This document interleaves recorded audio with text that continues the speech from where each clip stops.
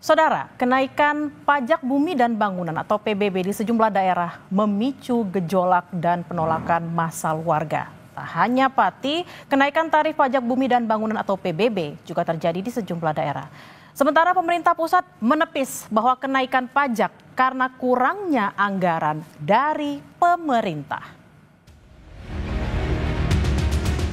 Rencana kenaikan pajak bumi dan bangunan alias PBB Perdesaan dan Perkotaan atau PBB P2 di Pati, Jawa Tengah hingga 250% memicu aksi protes oleh warga.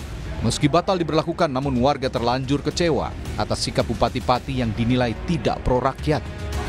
Tak hanya di Pati, di Bone, Sulawesi Selatan, unjuk rasa menolak kenaikan pajak bumi dan bangunan atau PBB P2 sampai 300% juga berakhir ricuh.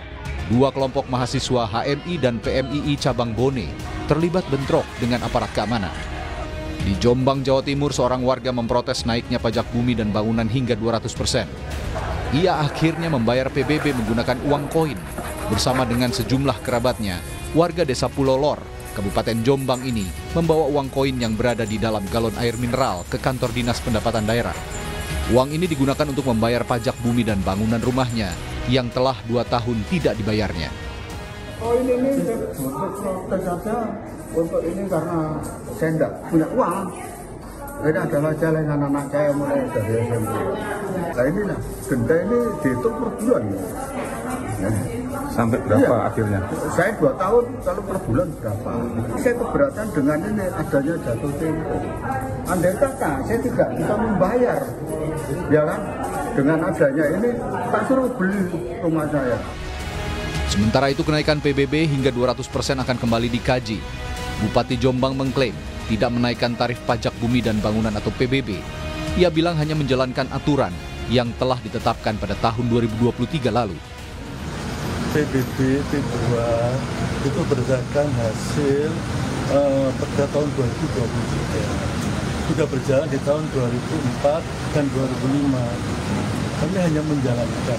Kalau ada masa keberatan, stimulus pasti akan diberikan potongan. Dan coba lebih dari 16.000 orang minta pengurangan. Dan itu dilaksanakan. Dan kami membentuk tim khusus untuk penanganan pengaduan masyarakat. Kami tidak pernah menaikkan pajak. Kami hanya menjalankan apa yang dijalankan di tahun 2024. Ramainya kenaikan PBB di sejumlah daerah direspons oleh pemerintah. Mensesnek Prasetyo Hadi membantah anggapan bahwa kenaikan pajak daerah terjadi karena kurangnya anggaran dari pemerintah pusat. Penyebabnya karena itu bukan ya, itu kan memang kebijakan-kebijakan setiap pemerintah daerah dan memang berbeda-beda antara satu kabupaten dengan kabupaten yang lainnya. Bahkan di Kabupaten Pati dengan kabupaten di sebelahnya yang bersebelahan dengan Kabupaten Pati pun juga berbeda. Jadi bukan, menurut pendapat kami bukan karena itu. Kalaupun ada rencana atau kebijakan kenaikan PBB di daerah masing-masing.